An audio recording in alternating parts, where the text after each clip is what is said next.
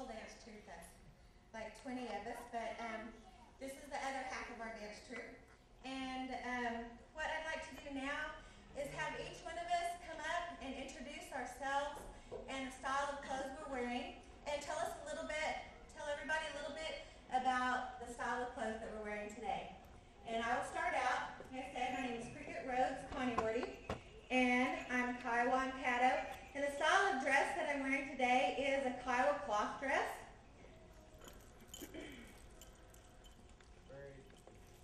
And it is the new style of cloth dress.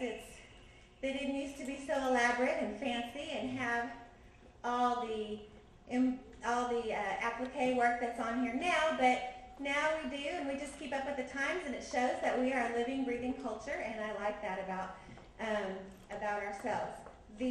What I'm wearing on top of my head is a crown. It's a beaded crown, and it has an eagle feather in the back of it. These are my hair ties, and I have a bone breastplate on, and a bone necklace. Around my waist I have a belt. On my belt I have a bag set. The old bag set used to have, like a tool belt, used to have things all the way around it. And now what it consists of is a knife case, a medicine bag, an awl case, and the silver thing that you see on me is a whip strap or pennant drop. And used to be used for if their kids got in trouble, they could whip them. No, I'm teasing. If they're riding a horse, they would use it for the horse. And also, they would use it if they were going to gather firewood. They could wrap it up in there and tie it to the belt itself, and their hands would still be free. The bottom of it sometimes has a silver split down on the bottom, and that represents, because it used to be a long time ago, 2 leather straps that hung down. Then when they saw the Spanish conquistadors, they saw those swords where they put the metal sheaths where they put the swords, and they liked that metal, and so when they got dressed up, they would add the metal to their whip strap, and so that's how we got the whip strap from here. And Tony will have other things she can talk about her style that will tell you about her pennant drop or whip strap. Then on me, I still like to be a little bit old-fashioned and wear a wraparound. Today, a lot of the ladies do not wear wraparounds. It's just the style of time. And the old style also on the Kiowas, you could tell the difference from the Comanche dresses, because the Kiowas on the side would have like a little split on the side, and the Comanches would have like a rectangle that would hang down. And then they would wear their bag set in the back as opposed to the front on the side. And that was about the difference that you could tell in the Kiowa and the Comanche dresses. Otherwise, they're very similar because they're both Plains tribes. And then on my feet, you would have leggings. Some people just wear moccasins, but today everybody wears the leggings when they wear their cloth dresses or their buckskin dresses. The style of dress is called a T-shaped dress. Looks like a T, and they're open right here on the sides, and what I've been told is that it was for nursing when you were a mother nursing your child. And back down my back, that drops down my back, is called a backdrop. And this, of course, is a choker. And my shawl that matches. It didn't used to be where everything used to match. You used to go to the person that made the best leggings or best moccasins, and then you go to the other person that made the best dress, and you go to different people, so you didn't tell them how to make your clothes. They would make them how they wanted to make them, the best way, and then so your things didn't match. But now, because of the times, we have changed where everything matches. A lot of times people contest in them when they dance, and so it's very elaborate and flashy to catch the attention of the judge. And what I'm holding is an eagle fan that my husband did for me. And then this is my purse. I've had it for a long time, as you can tell. But my cousin made this for me, and it's very beautiful beadwork. explains what I have on, and it was taken from the style of buckskin dress that Tony is wearing. And from what I understand, around the turn of last century, they were trying to get people to wear like the pioneer dresses, and the church ladies would come, and on Kiowa, Wednesday is called sewing day. And they would go to the church and they would try to teach them how to sew these pioneer dresses. Well, the Kiowa lady said, okay, and then they cut out their T-shaped dress to make it look like their buckskin dress, and that's how we got up with this style of cloth dress. So I hope. And I think up next we'll have Tony explain the buckskin dress. I hope.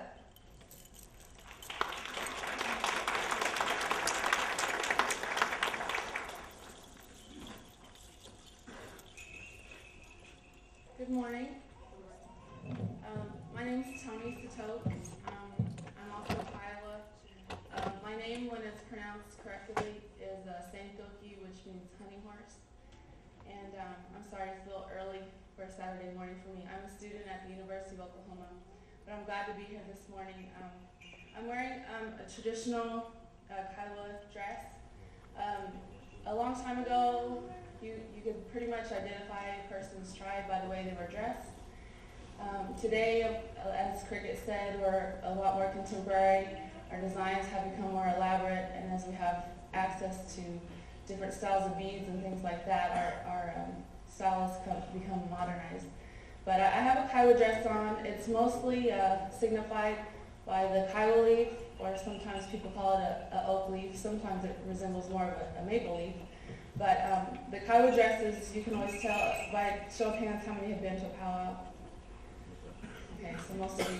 But pretty much whenever the buckskin ladies come in, you can tell the Kiowa dresses from the oak leaf design, which is on my dress. There are two in the front, two in the back. And this signifies that the Kiowa people were a nomadic tribe, and we originally come from the north areas around Yellowstone and things like that. So we brought that maple leaf design back, and that kind of signifies our connection to the North Country. The colors that I have are primary colors. These are typical colors Kiowas use: red, blue, and yellow. The design that my family chose represent the other side of my family, not the hunting horse side, but the other side of my family is the eagle heart side. And so we came up with this design with the heart using the eagle feathers. I don't know what else to explain. She kind of talked about the style file, the three pouches that we wear on the right side. And a lot of things that we wear today are they're decoration, but they're simply to remind us that these things had utilitarian uses a long time ago. Today we wear them because the dress wouldn't be complete without them. In my right hand, we always carry our fan in the right hand and the shawl in the left hand. But if you have any questions afterwards, I'd be happy to talk with you. Thank you.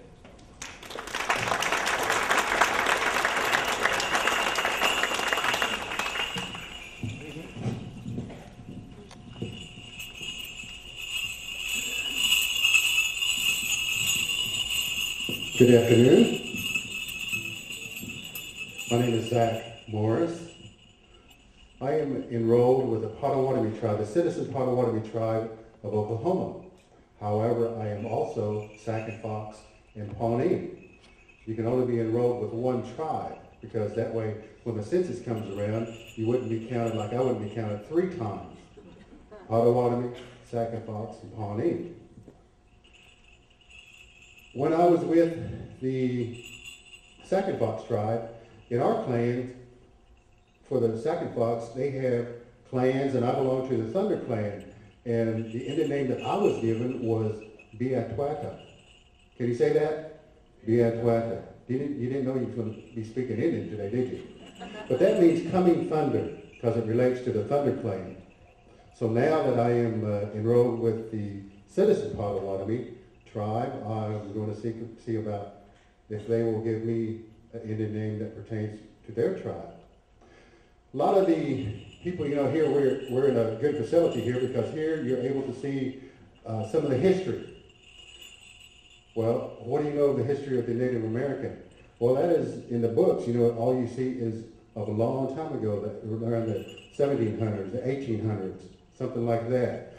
Just 2 weeks ago, I was very fortunate to go with a contingent with the Potawatomi tribe. We went to Washington, D.C. We got to go to the National Archives and see 6 of the 42 treaties that the Potawatomi have with the United States that are still preserved to this day. The signatures on those treaties was George Washington, Thomas Jefferson, James Madison. So we are going to be able to open up a cultural resource museum in June in Shawnee. And we're going to be able to get digital copies of those treaties where people can come and purchase and get copies of those treaties to be able to see those signatures. So that was something to go back in history on those days, and then go to the cultural resource of the National Museum of the American Indian to see Potawatomi artifacts that were probably from the 1800s that we were able to see also. So what do you think about, you see in the history about the Native American, they say, well, how have we evolved to 2005? Well, I tell people one of the ways we were able to do that is, you don't really wish that someone dies or death on anybody like that, but one of the things that really kind of helped us to progress, you might say, is the passing of John Wayne. Because he single-handedly almost wiped out all the Native Americans and the Japanese. So since there's no more John Wayne movies, then we have progressed a little bit. I had a person at Shawnee with the tourism ask me, she said, we have a lot of groups that come in here to the Expo Center, RV groups, that come here, and the first question they ask is, where can we go see the Indians? And I told them, go to Walmart. And she said, no, that's not what I mean. I said, oh, you mean with the regalia on? She said, yes. I said, oh, okay. But see, Walmart and John Wayne has helped us to evolve to 2005. Nowadays, the women folks, they don't, the men don't have to go out and hunt the buffalo and get the hides. The women don't have to process the hides to make our clothing out of it now. This material here, I went to Walmart and got it. So that's how Walmart has helped us to evolve to today. What I'm wearing is called a men's Southern Straight. This is regalia. This is a dance that originated here in Oklahoma. People say, when we go and talk with kids, they say, well, what is this? I say, well, this is the Indian air conditioner. Because in the summertime, when it's hot and we're dancing at powwows, sometimes it's close to 100 degrees. This is all that we have. Because 99% of the time, we're dancing outside. But this is a fan that is made of eagle feathers. A person asked me, he said, well, how did you get eagle feathers since you wasn't really raised in your tradition? Because my dad was a Southern Baptist denomination minister. So how did I obtain these? I said, well, I had friends that, donated them to me. Also, I was able to fill out some forms from the United States Fish and Wildlife Department to prove that I'm a Native American. And when an eagle dies of natural causes, then you are able to get that whole bird. And that's where I got some of the feathers that I received. So it was legal. Some of the regalia, some of our people will wear either buckskin leggings or maybe cloth that is sometimes mostly made from this broadcloth here. Now this comes over from England, and I think today's price is $70 a yard. So sometimes it's a little expensive to be an Indian because this up here is called a roach. Not a headdress, but a roach. And a friend of mine made it for me and lives in New Hampshire, and I paid close, I think it's about a little over $400 for it. So sometimes it's a little expensive to be an Indian. But the base of it is made of yarn. The color that I like, as you can see, is orange, and the orange color up here is from a deer tail. This up here is porcupine guard hairs, not the quills, because the quills are a lot heavier, a lot thicker. They wouldn't stand up like this. Some of the dancers on the back side, they will wear what we call an otter hide. Some of them will wear maybe big ponchos back there. And how you decorate it is up to you. Do you put your clan colors? Do you put your family colors into it? So it's up to you as to how you decorate it. that's all I'm going to say for now, because Randy is going to finish up the rest, telling about our regalia. Randy Frazier.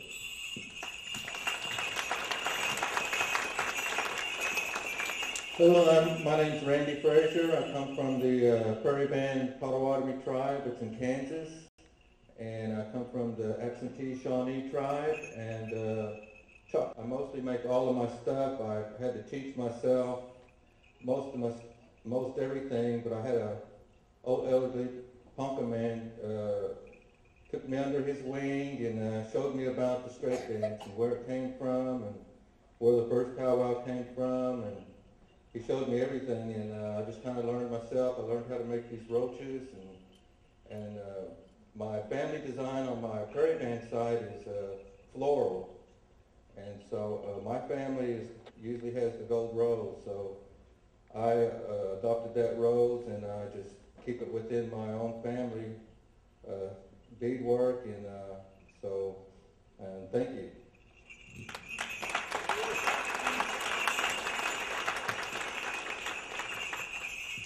We have with us two gentlemen who are singers. You know, in our culture, these songs are not like when you go to church and all the songs are in a songbook. Let's go to page such and such to sing the song. These songs are learned and stored in a little memory bank up here. So they have knowledge of all the different types of songs that not only we use today, but other types of dances, whether it's social, whether it's ceremonial type dances. There's happy songs, there's sad songs, memorial songs. And they have to know all of these. The gentleman we have today from the Ponca tribe is John Kimball. From the Second Fox tribe, Ro Kishkatan. So we're very fortunate to have these gentlemen with us today, because without them, then we can't dance. So they are a very important part of our organization here.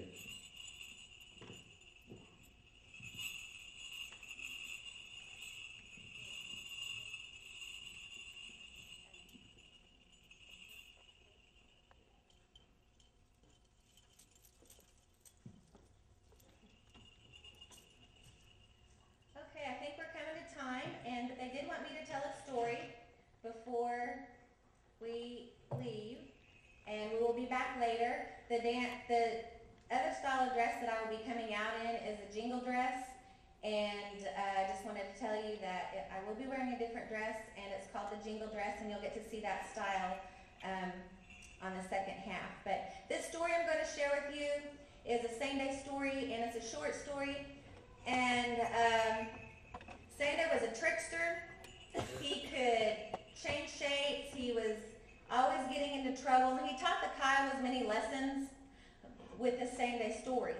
Now, there are 3 rules that the Kiowas say you must follow if you're going to tell same-day stories. And the first rule is that to be told in the wintertime when it's get-o. Can y'all say get-o? Get-o. What do you think that means? Cold outside. And the second rule is that to be told in the evening time after all the day's work is finished. And the third rule is that they're always supposed to start with same day was coming along. And Kiowas believe that if you didn't follow these 3 rules, you would get your nose chopped off, or your nose would fall off. Something would happen to your makan, to your nose. My daughter knows makan that way instead of nose in English. So anyway, this is a story about how same day tricked the white man. Same day was coming along, and he saw this white man he had never seen before. And this cowboy was riding a palomino horse, wearing a fancy hat, buckskin vest, chaps, and boots. And Sandy thought to himself, I sure would like his horse in those clothes. I wonder how I could trick him. He was sitting there thinking when the cowboy rode up to him. Howdy, said the cowboy. Yo, said Sandy, who are you? Cowboy said, well, I'm a cowboy, now who are you? And Sandy said, I am Sandy.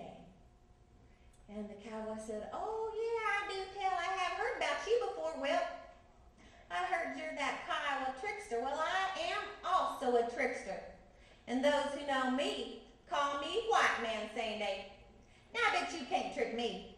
And then Sandy said, no, you're right. I can't trick you. because my medicine is over there and it's 4 hills away and oh, it's just too far for me to walk. And White Man Santa said, well, I don't see why you need any medicine to trick someone, but if you insist, you just borrow my horse and hurry on back so I can trick you.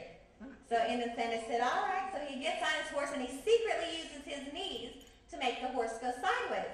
He says, hey, White Man Santa, this horse knows I'm not you because I don't look like you and he won't go. Maybe if I borrow your hat, he will think I'm you and then he will go. And White Man Santa said, well, I guess that sounds about right. So he takes off his hat and Indian Santa puts it on. And this time Indian Santa holds in the reins. He says, hey, White Man Santa, I don't look enough like you and he still won't go. White Man Santa said, well, he scratched his head and he said, well, I guess you have to borrow my clothes too then. So he takes off his clothes and Indian Santa puts them on. And Santa rides off down the road without any hesitation. When he gets far enough away, he stops, he turns around, he says, hey, White Man Santa, I don't have any medicine, but I have your horse and your clothes, and that's how I trick people. Oh, thank you.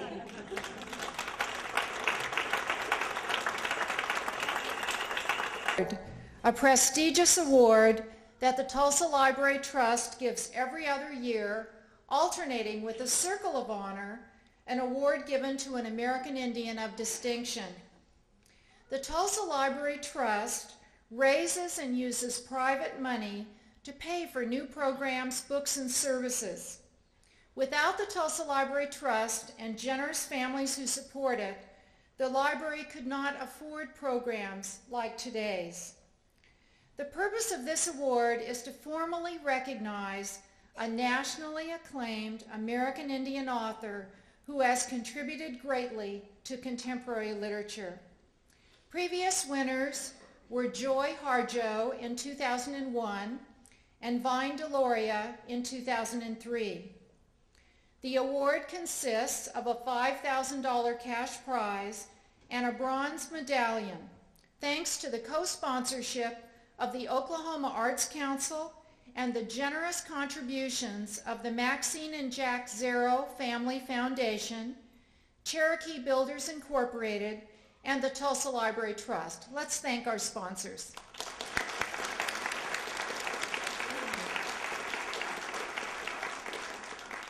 I would also like to recognize those who helped us select this year's winner, the American Indian Resource Center Advisory Committee and the Awards Selection Committee. Would those members please stand? Come on. Thank you. The vision of our community volunteers continues to be instrumental in creating and guiding this valuable resource. The American Indian Resource Center features more than 7,000 books, materials, and media about and by American Indian artists, ranging from languages to information for teachers. We live in a state rich in American Indian history, art, and heritage. American Indian language and literature, from storytelling to poetry, are alive in our state and inspiring a new generation of Oklahomans. Resource Center Teresa Washington continues to grow our collection for the future. I'd also like to recognize that today we have 2 young artists. The American Healthcare Resource Center of Tulsa has given us the privilege of displaying the artwork of the 2005 Dance of Two Moons Children's Art Contest. And the grand prize winners are Neosha Pendergraft, a 2nd grader from Eisenhower Elementary. Neosha, would you please stand?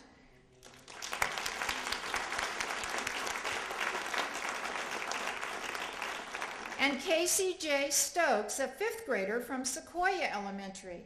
Is Casey here? Well, you have a flyer in your program, and we're just delighted to honor and encourage these young artists. These are our future of tomorrow. This year's winner will be introduced by Stephen Woods. He is a Native American Studies instructor at Tulsa Community College. He was a member of the Author Selection Committee, and he is active on the Tulsa board of the American Indian Chamber of Commerce. Please welcome Mr. Woods.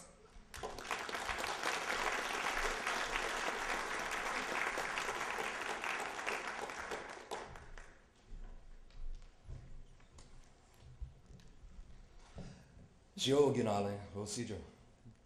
Galialega, I'm very happy to be here today, for it's my honor and pleasure to introduce the 2005 recipient of the Festival of Words Author Award. The first widely acclaimed American Indian woman novelist, the recipient is a former professor of literature and writing at the universities of Arizona and New Mexico, and she has earned popular and critical acclaim for her essays, poems, and short stories as well. Her first short story was published in 1969, and in 1974 her first book was released, a collection of poems about life in the Laguna Pueblo west of Albuquerque, New Mexico, where she grew up. Her first major novel was published in 1977 and is considered by many, myself included, to be a classic not only of American Indian literature, but also of American literature. Her other writings include Laguna Woman poems, Western stories, Storyteller, Delicacy and Strength of Lace Letters, Almanac of the Dead, a novel, Yellow Women, Sacred Water Narratives and Pictures, Yellow Woman and A Beauty of the Spirit essays, Love Poem and Slim Man Canyon, and Gardens in the Dunes. Many of these books, as you have seen, are over on the table to my left, your right. The significance of such work places her in the vanguard of Native American literary renaissance, in the esteemed company of writers like James Welch, Louise Erdrich, Scott Momaday, Joy Harjo, and Vine Deloria. But perhaps more than the others, her work embodies the spirit of Renaissance, the power of regeneration. For in her writings, the old is constantly made new. Drawing upon the oral traditions of her people, her work weaves poetry and prose into narratives of personal, communal, and cosmic renewal, stories in which memories of the past and hopes for the future become fully realized in the present. For example, toward the end of her novel Ceremony, in a critical scene of Epiphany, the main character, Teo, looks up at the night sky and reflects upon the heavens. Big clouds covered the moon, but he could still see the stars. He had arrived at a convergence of patterns. He could see them clearly now. The stars had always been with them, existing beyond memory, and they were all held together there. Under these same stars, the people had come down from White House in the north. They had seen the mountains shift and rivers change course and even disappear back into the earth. But always there were these stars. Accordingly, the story goes on with these stars of the old war shield. They go on, lasting until the fifth world ends, then maybe beyond. The only thing is, it has never been easy. No, it has never been easy. But thanks to the work of our guest, readers may arrive at a convergence of patterns that can be seen clearly.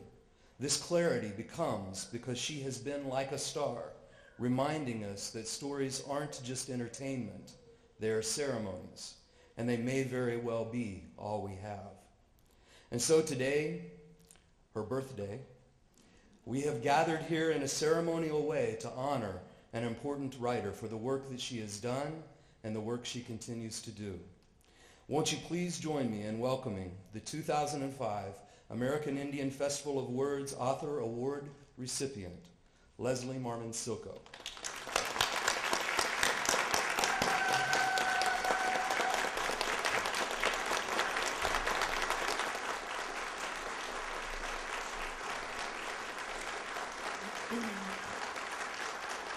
Thank you. Thank you so much for being here. I am greatly honored to be here, and I just want you to know that this has come at a kind of important time.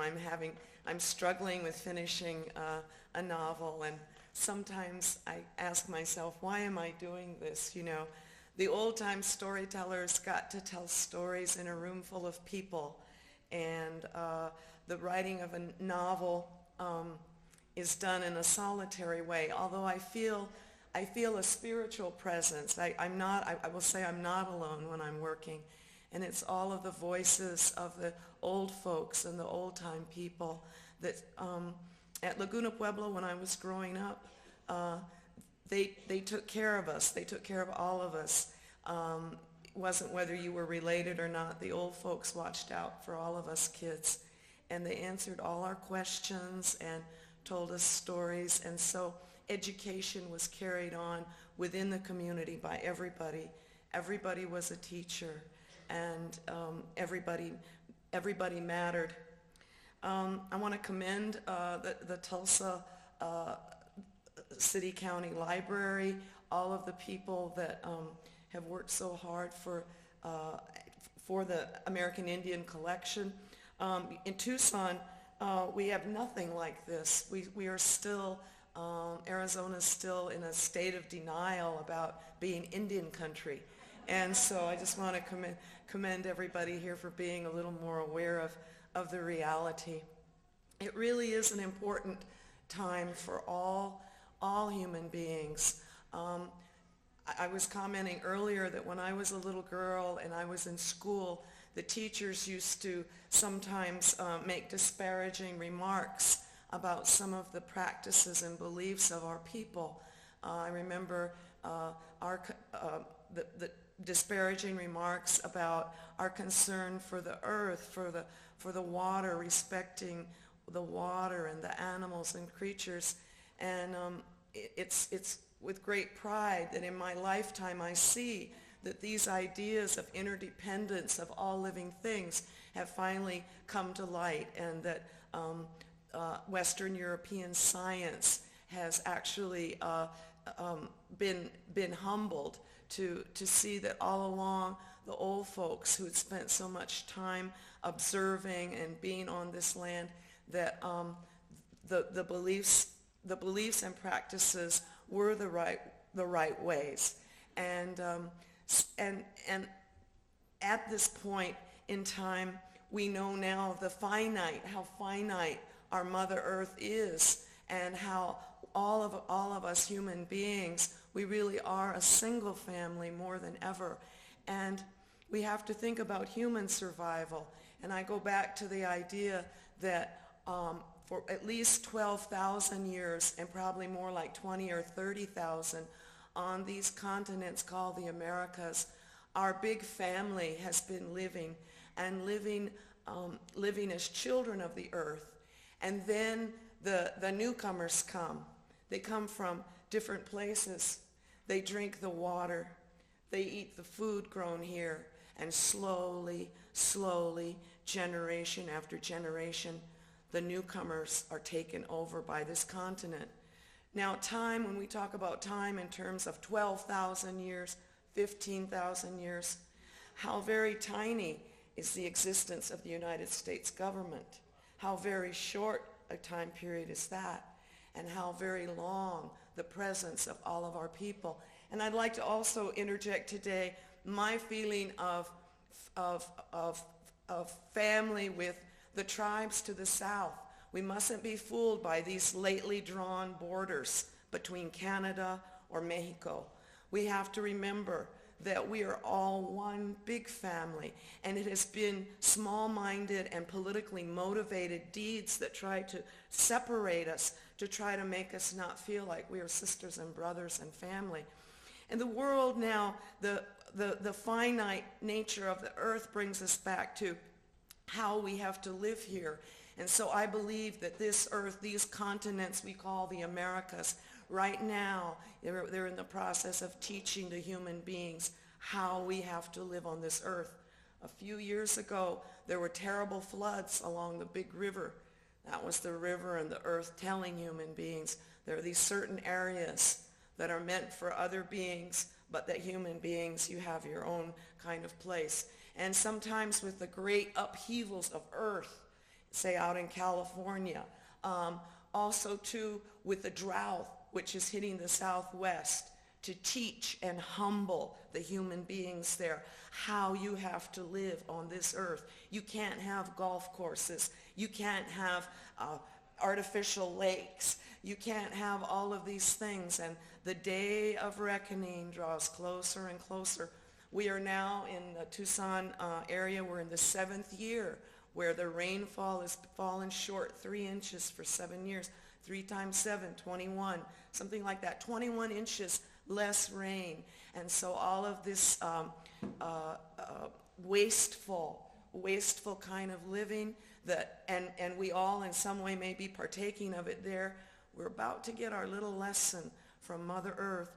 And so I want to emphasize time in the sense of duration, of being here and continuing on.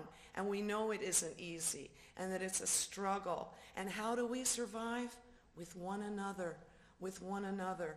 And in the old days when the people had the sessions of talking or discussing or telling stories, everybody was included. And people would politely make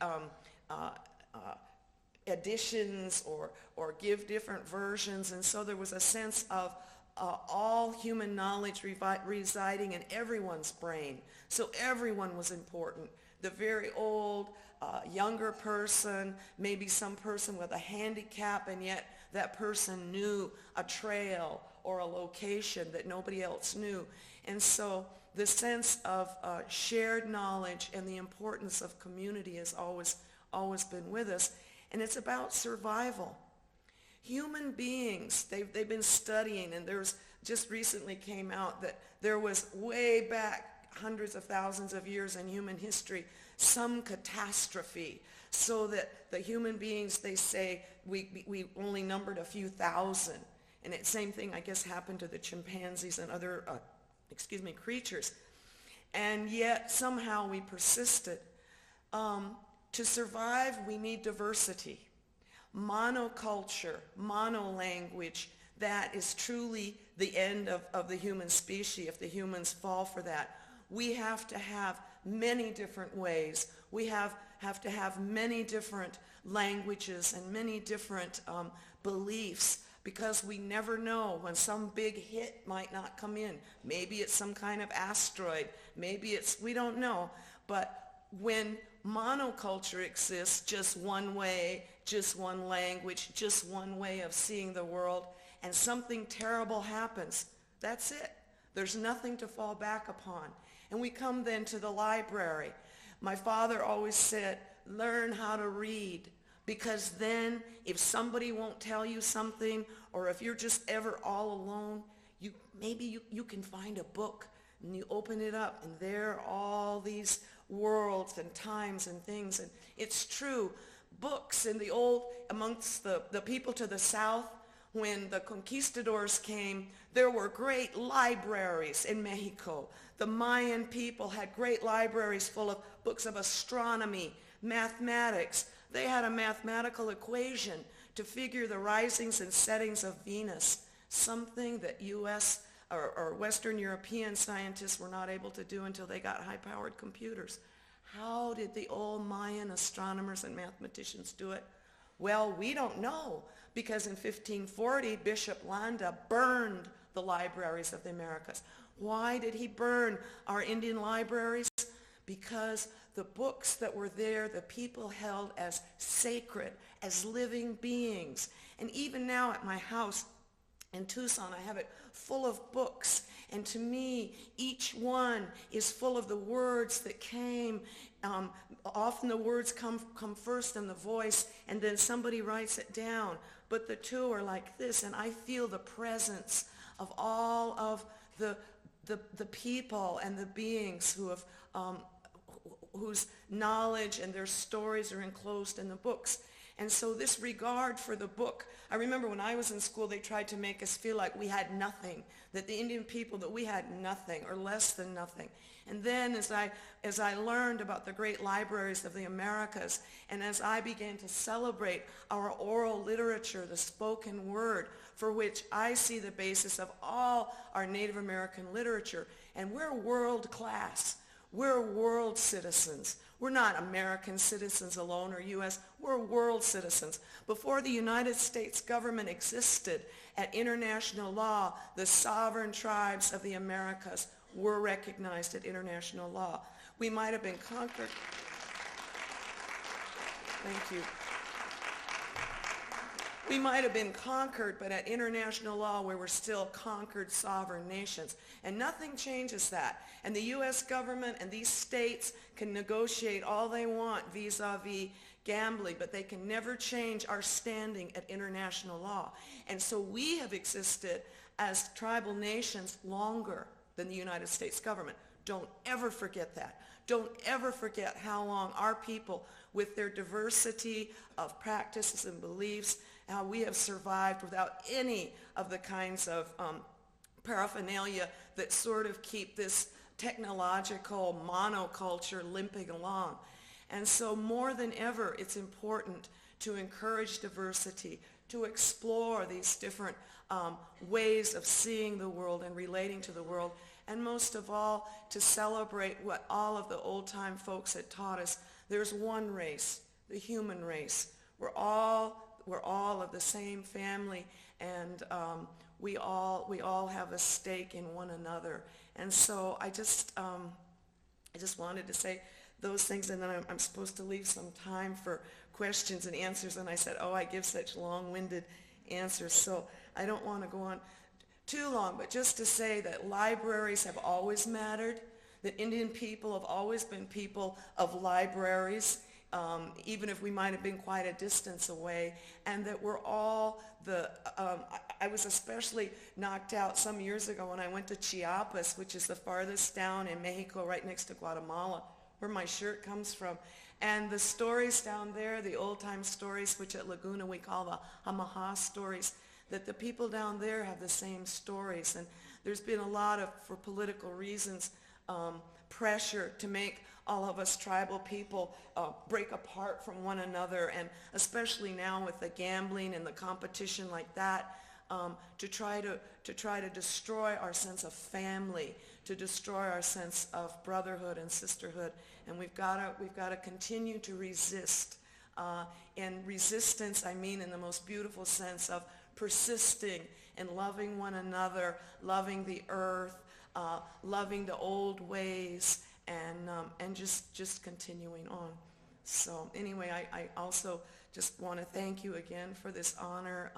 Like I said, it comes at a time when I was sort of like questioning. You do that sometimes, you know, with a tough book, but this really coming here and getting such a warm welcome and seeing that it matters to you, and I will remember when I'm back in my room alone that really you're listening or you're there waiting. So it really means a lot to me. So thank you.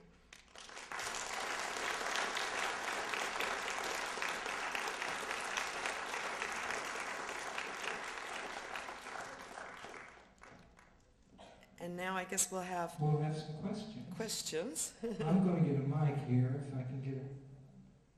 Don't let it get you. It looks like it's trying to wrap around.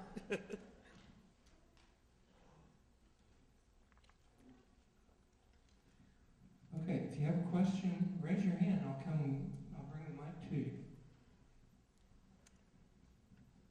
Yes, I wanted to commend you for ceremony. I really enjoyed it. Our book group is going to be discussing it this evening. It's a little bit of work, but all good things are a little bit of work probably. I wanted to ask you a question for my daughter. She has read Almanac of the Dead, and as a matter of fact, she's doing her dissertation on the relationship between African Americans and Native Americans in American literature. And she wanted to ask if you would comment on the relationship in that book. I haven't read it, unfortunately. I'm assuming there aren't African Americans in the book. Right. Well, the place that intrigued me most was in the Caribbean. And when I was doing the research on Almanac of the Dead, of course, I came across the writings of the priest Bartolome de las Casas and his estimates of, he put that there were 2 million people in the Caribbean area that within at least 100 years were dead after the Spaniards came. And the Spaniards used up the Indians. They were disposable. They weren't treated like human beings at all. They were just disposable slaves. And so, as in the Caribbean islands, there the Spaniards had mines, they had plantations, and so they just started devouring the human beings that were living there.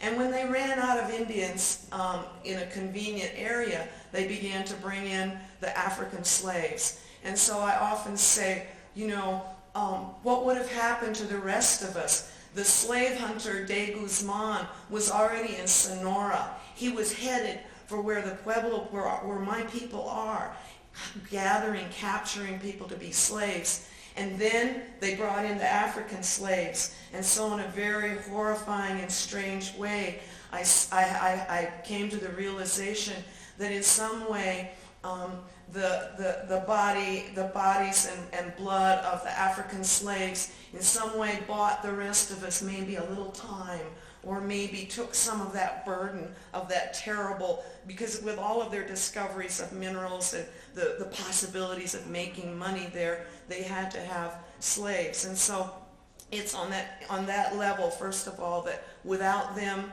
the slave hunters would have come even farther and farther and farther north. And so, and I do cover that in Almanac. But I would like to say, some years ago, Jemez Pueblo historian Joe Sando published a wonderful little leaflet.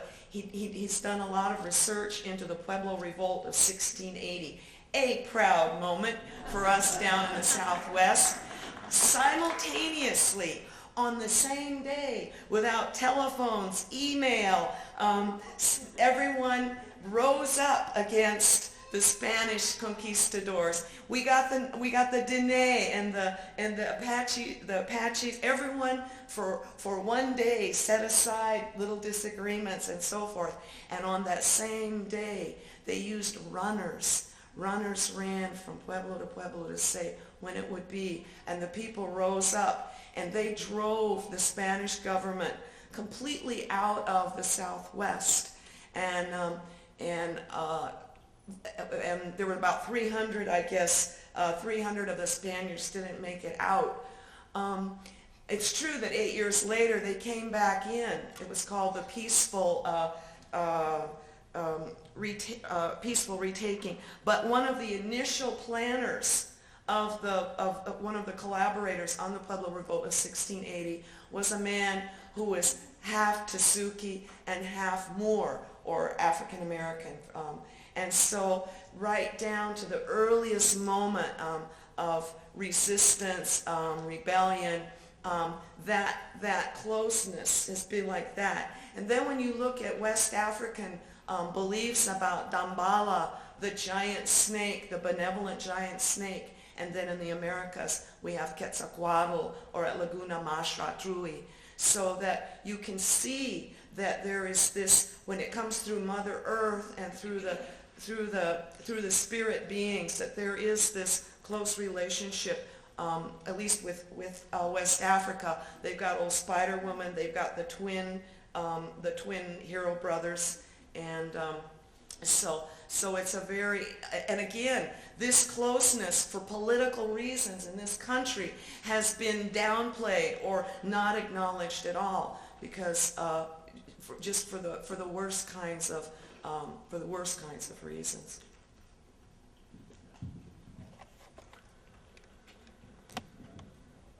How long did it take for you to write your first novel, Ceremony, and in general all of your novels? I wrote my first novel, Ceremony, when I was living in southeastern Alaska, and I had just moved from northern Arizona, and just the change in climate and geography was a great shock for me. And then the person I was married to at that time, his family didn't like me, and so I was sort of a stranger in a strange land. But the Tlingit and Haida and Tsimshian tribal people up there were really wonderful. And so I had a kind of, the little room where I worked on Ceremony, outside the window was the Fog Woman totem pole that you can still see.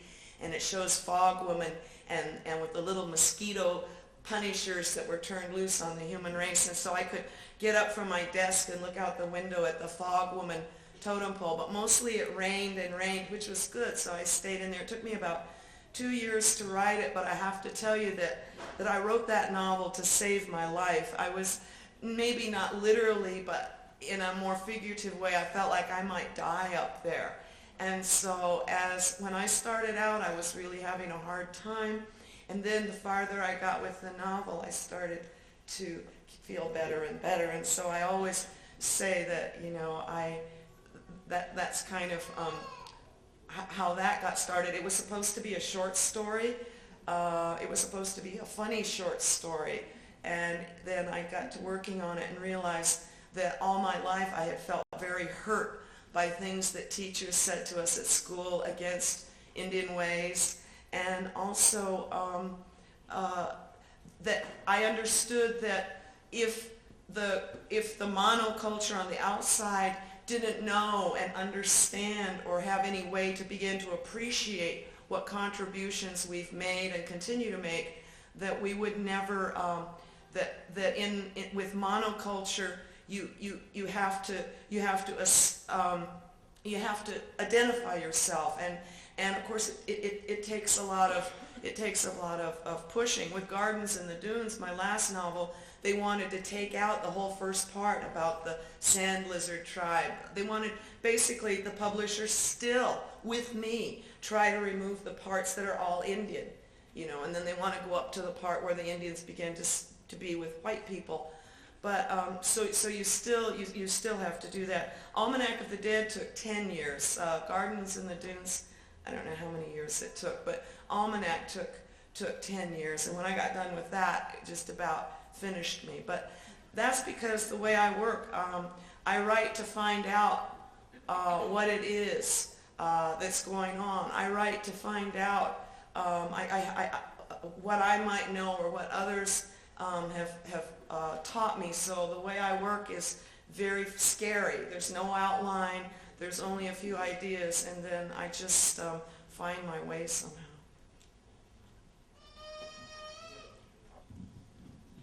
Yes, I would like to ask you, I teach... The freedom of the novel as a genre, you know, because it's so new in a sense, and there are just so many possibilities that it's, I think it's mighty difficult to go back. And there's an anthology of Pueblo writing that will be coming out. Simon Ortiz and Evelina Lucero are working on it. And Simon is the only person that has anthologized my short story, Private Property. It's the last short story I wrote. And in Private Property, you can see the novelist's megalomania for characters and stories sort of pushed into the short story form. So I'm still intrigued with doing revolutionary things to the short story, but I have to tell you that the novel is just my love, and so I don't know. I hope so, but I really got hooked by the novel as a genre. So.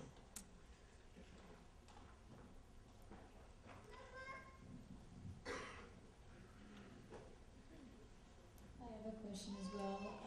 In ceremony, who inspired you, or what inspired you to write about a soldier? Good question, real good question. When I was a little girl, the World War II and Korean War veterans that were cousins and relatives, they were sort of always around. And the reason a number of them were just sort of around is when they came back from war, they just couldn't fit in anywhere. And a lot of them developed drinking problems. And yet they were very gentle, feeling people. And so as a little girl, us little kids would hang around them and they would talk to us, and they were very kind. They were hurt, they were damaged people, but they were good men. And they were our cousins, they were our relations, our relatives. And I guess I was always affected by that, and I didn't know it. And then when I started working on this short story that was supposed to be funny. It was about a veteran who could always get to a drink, even if they put him way out at sheep camp or something. One time he hot-wired a tractor. The other time he rode a donkey. One time he hitchhiked with archaeologists, but he could always... And that, you know, we laughed about that guy. But then when I started working on the story, I realized that that sadness and hurt and not understanding, and also hearing non-Indian people talk about drunken Indians and why do they drink. And I thought, you know what? I'll write a book, and I will try to help people see how, you know, how it was, I think, and you know, that the impact of that time on the community and the people, so that they could understand. And I am gratified to know that for war veterans, whether they're Indian or not, that sometimes reading ceremony, they say it helps them. So, but that was how I got the idea. And I should add that when it first was published in '77, since Leslie is sometimes a man's name and the protagonist was male, back in those days it wasn't politically correct for a woman to write from a man's point of view. Feminism wanted to make up for lost time and have women write about women. But I thought, well, men have been writing from women's point of view for a long time. I'm going to do, and also too, in Pueblo culture, men are the, how would you say, I don't want to say it without going into a long thing, but the men are the delicate, fragile ones, and the women are, we take care of the earthly, right-bound, you know, the day-to-day earthly kinds of things, and the men go to the kiva, and they pray, and they hunt, and so forth. But my sense of for vulnerability that would make a character interesting, it just seemed to me that it would be a male character, and so I did that. But then it was kind of disregarded. I guess some people thought I was a guy, and then later on they figured out that I was a woman, and then now it's all okay. But I just wasn't even thinking of those things exactly when I did it. But that's kind of what went into it.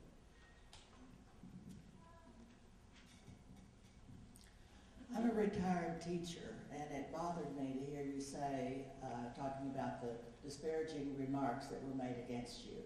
And I taught in Albuquerque, and there was a great respect for the Indians there. And I would like to know what type of school you went to where these things were happening. Well, you would probably not be surprised if I said the United States government ran the school where we were disparaged. And it was a Bureau of Indian Affairs school, the Laguna Day School there at Laguna. Now, happily, the tribe is running the schools now there, and then we have a public school. But at that time, it was terrible. One of the things that the teachers did, they came and took attendance so that they could get paid, and then they used to tell us to go play baseball. And so when I finished the 4th grade, I had never heard of the times tables or multiplication. And that's a kind of way, and it's no accident that the Bureau of Indian Affairs schools were that awful, because they didn't want us to be able to read the treaties. They didn't want us to be able to deal with the outside world. But my great-grandmother and old Aunt Susie, and in my book Storyteller, I pay tribute to them and all the old folks who took so much time with us, because they really gave us the strength to withstand those kinds of things that were said and happened at school. And also their determination and belief that through education, and I don't mean education in the narrow sense of what happens in the schoolroom, but the way human beings, we should all be learning all the time about everything. Specialization is a bugaboo of monoculture. It's it's fine to have specialized areas, but the way everything gets closed off, excluded. Indian cultures are inclusive. We include everything. That's how you survive. Excluders sooner or later exclude themselves down into a corner, and that's the end of them. So, but yeah, so education is so terribly important, but it even begins before probably the baby is born. hearing people laugh and talk and hearing the stories, even before you come out into this world, the most important things are still within the community and family.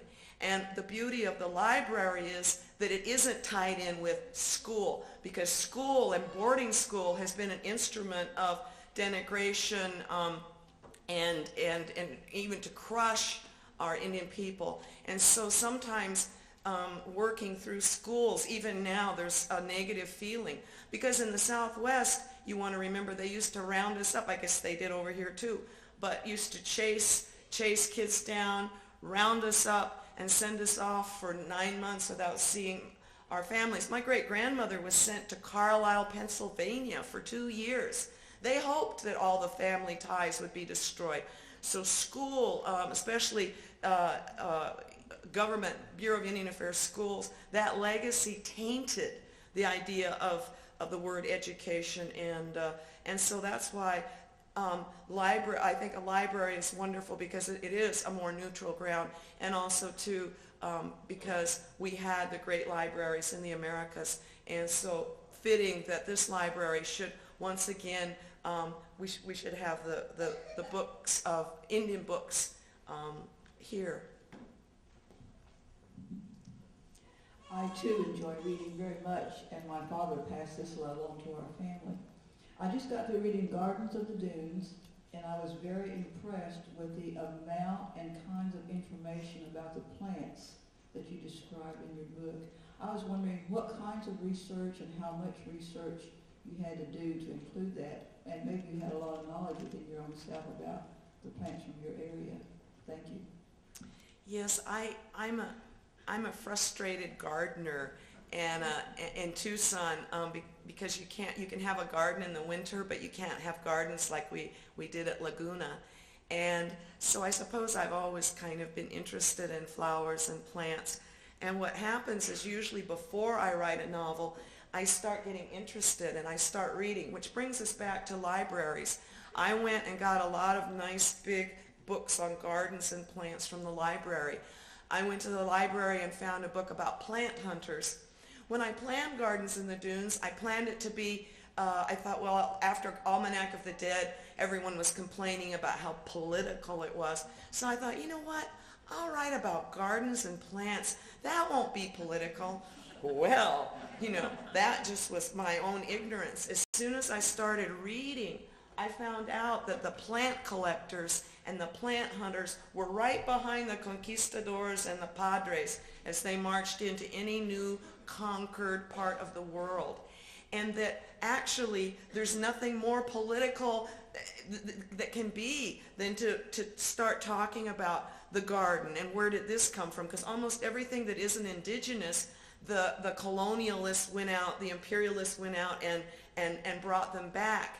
And then I had always been kind of interested in orchids, but then I ran across this one account in a book about a plant hunter, and realized the destruction that's gone on of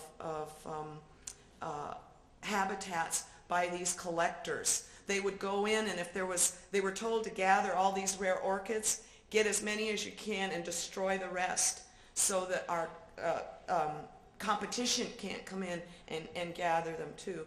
So it was partly just an interest that I've always had.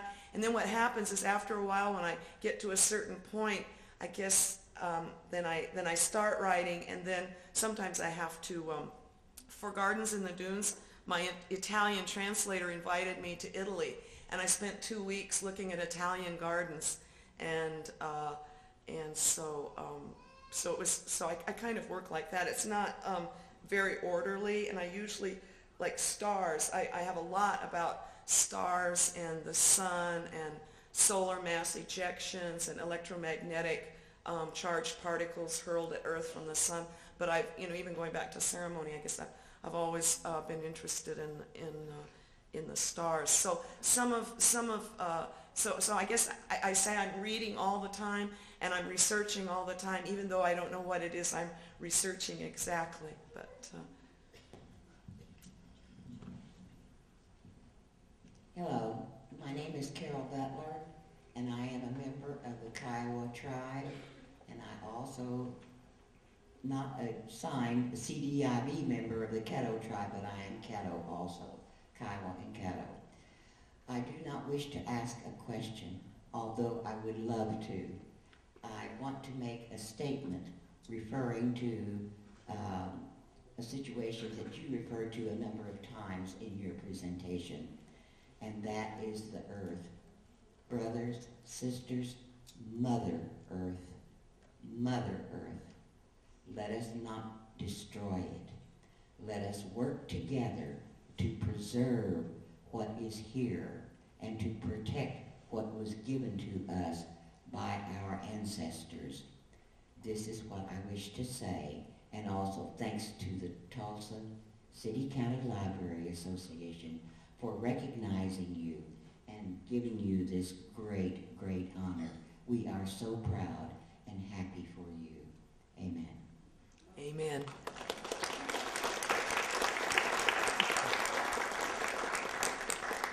Last question. I wonder if you would be willing to share with us what your current conception of your latest book is? Oh, well, it's my latest book is called Blue Sevens. It refers to the 777 on a slot machine, so it's got some stuff in there about Indian gambling. It's my first novel where I use a first-person narrator. I've never done that before. The reason being that it's difficult to use the first-person I and not confuse yourself with the narrator, and that narrator has to be a separate person. I started writing Blue Sevens in 1998. I was on book tour with Gardens in the Dunes, and I don't know what made me get started so soon. I usually like to leave a resting period in between, but I guess I decided I was going to try to sort of get going. So I started in 98, and then my mother had a stroke, and I was taking care of her. I kept working.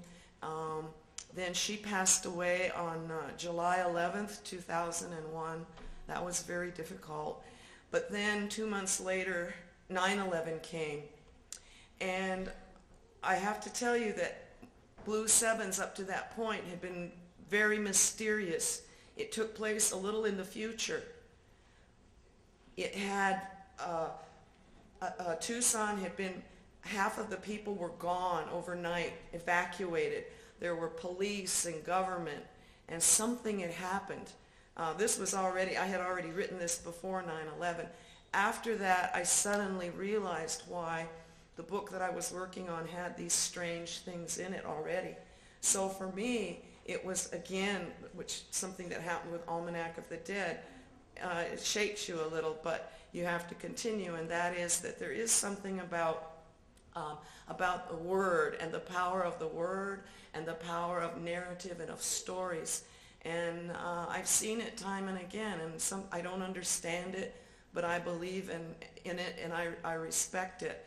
And so it was as if already in this novel something about the future was already happening. It's about a lot of things. It's about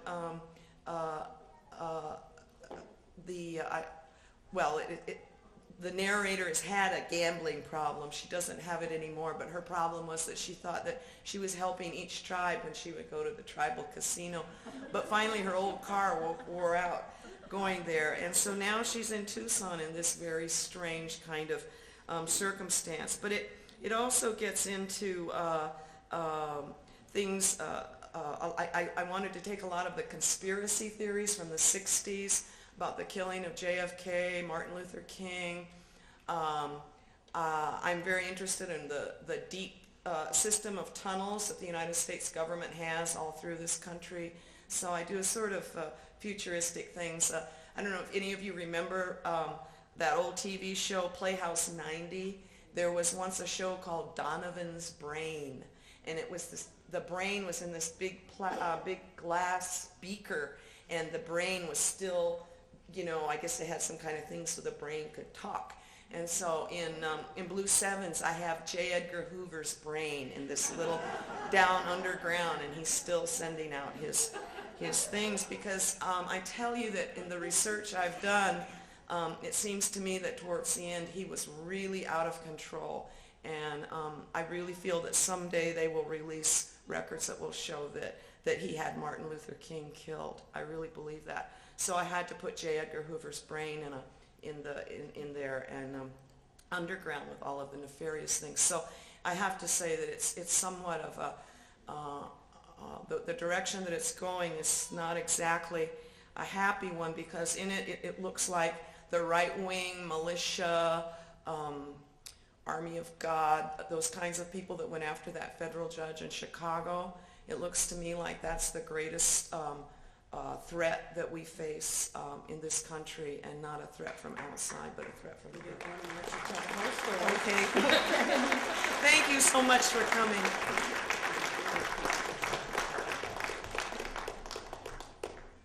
Over here.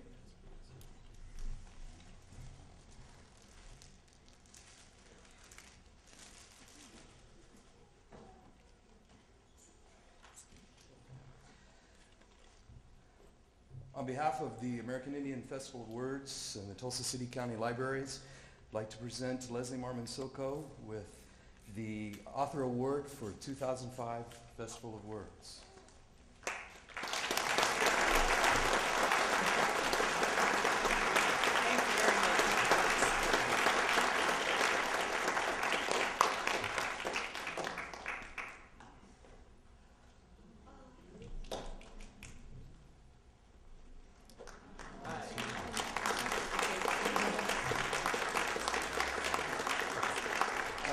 Yes, this blanket with the turtle on it, representing Mother Earth, was given to Ms. Silko in an earlier ceremony, but I wanted to show again.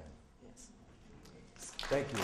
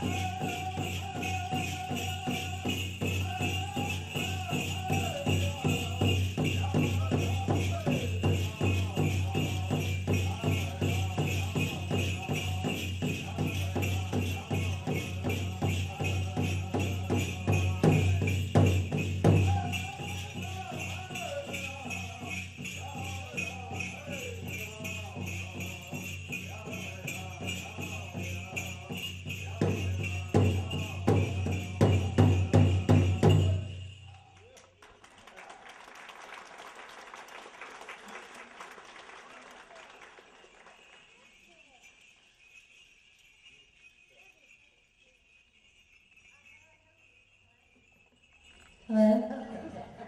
Sorry. For this next step, we're going to have some audience participation, but before we get into the participatory dances, I'd like to show you the style that I'm wearing. It's called the Jingle Dress, and it's a Jingle Dance dance, and the story I heard behind it is that the man's daughter was sick, and they were Ojibwe, and he couldn't get her better. So he kept trying to, everything he did, he couldn't get her better. And he went to sleep by her and he started praying. And when he went to sleep, he had a dream. In this dream, a voice told him to make this dress and put it on his daughter.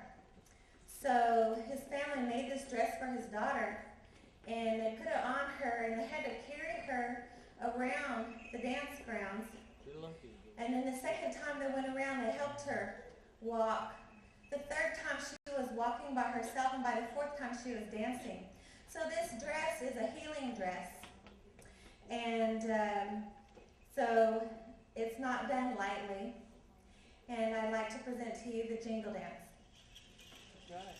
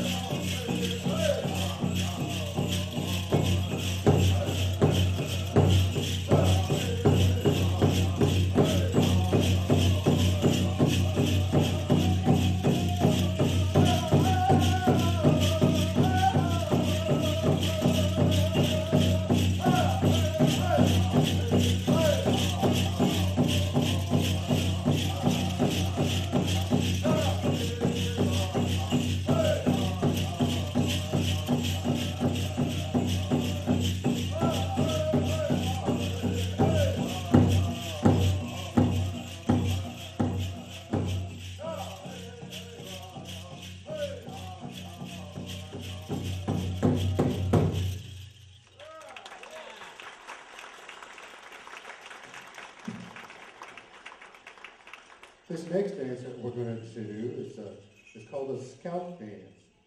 And Tony is going to tell you about the originality of that dance.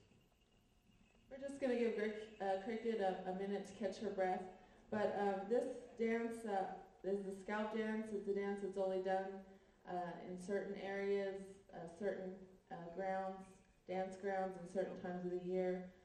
But I'm gonna do the exhibition of this dance. It's a victory dance, and when the men would come back from war, the trophies that they brought back, the women would dance with those trophies, and that's the origins of this dance.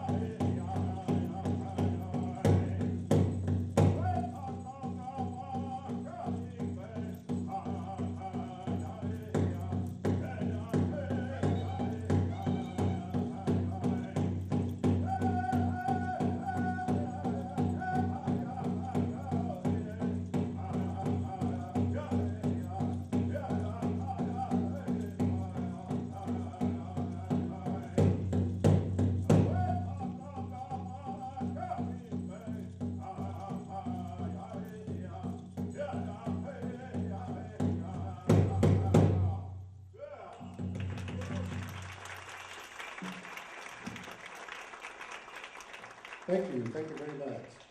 We've come to a little portion now that's what you refer to as, in baseball terms, as the third inning stretch. So, this is a part of the social dances that we're going to do next, and they involve audience participation. We're going to start off with the two-step. Our dancers are going to go out and select some partners to come out and join us, and anybody else, couples, come on out and join us too. This is going to be the Indian two-step, not the cowboy two-step, but the Indian two-step. And then after we do finish with that song, we're going to go right into what is called the Snake and Buffalo. You know, a lot of these songs that we have sometimes are named after the animals here on this Mother Earth. And this snake dance, you'll have to come up here and reach in this box and get you a snake. No, I'm just kidding. No. The purpose of that dance is like it reflects back on the snake when it's shedding its skin, how it weaves around, and then it reaches a point where the dancers will turn, and then the dancer who's bringing up the tail, he will then lead it, because that symbolizes when he's going out and he's shedding his skin. And then after that, we'll go into the buffalo dance. Women that are out there, watch the women, how they move. Men that are out there, watch the gentlemen and see how they dance and move with them, because the buffalo, they kind of bounce in one place and then they move on. It's like they go to a different grazing area. So we would like for you to come up and join us. If the dancers don't come out and select you, please come up and find you a partner and come up and join us in these social dances that we're going to have. Indian two-step first, and then we'll go into snake and buffalo.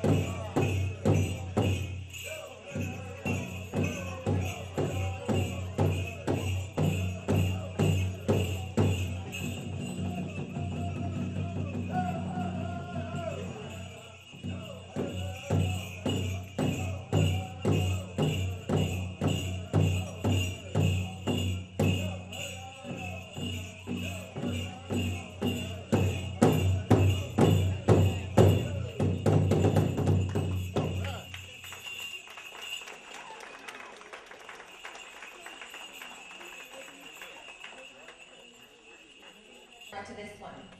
But a long time ago, when Oklahoma was still Indian Territory, the government started building a railroad track for Indian Territory, and the buffalo leader knew this was going to be bad for the Kiowa, so he told all the Agapi. Can y'all say Agapi? Good Kiowa word, Agapi. That's our people's food. That means buffalo, Kiowa. So he told all the Agapi to go out and dig up the railroad tracks. So all the Agapi went out and dug up the railroad tracks.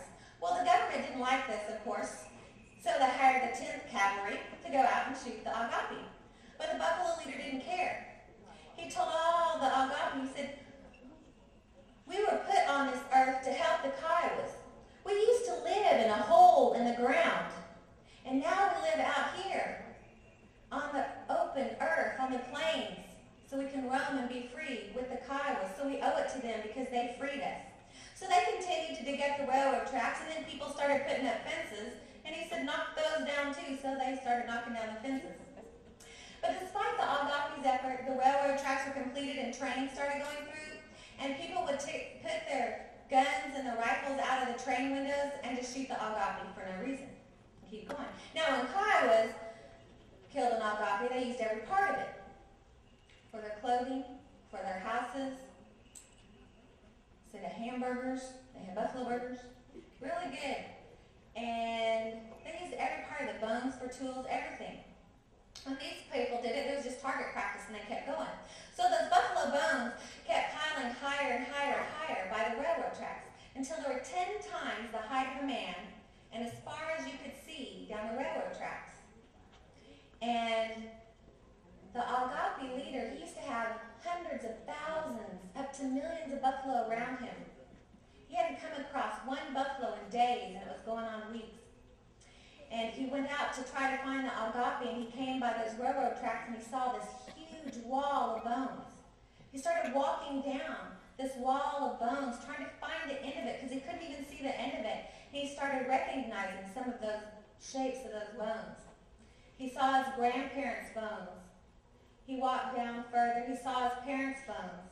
And finally, he saw some small ones, and he recognized his children's bones.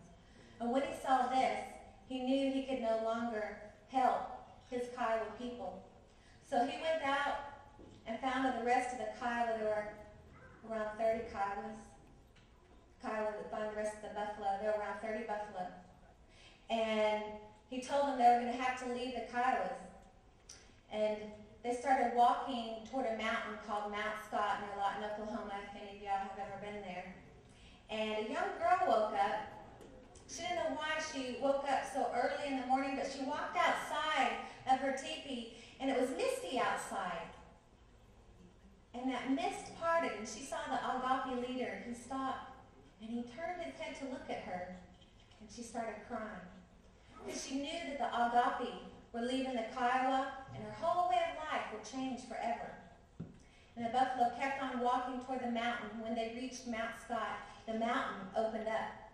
And inside it was beautiful.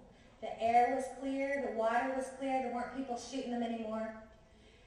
The buffalo walked in, and the mountain closed up. And that was when that old Kiowa way of life ended. I hope. Thank you.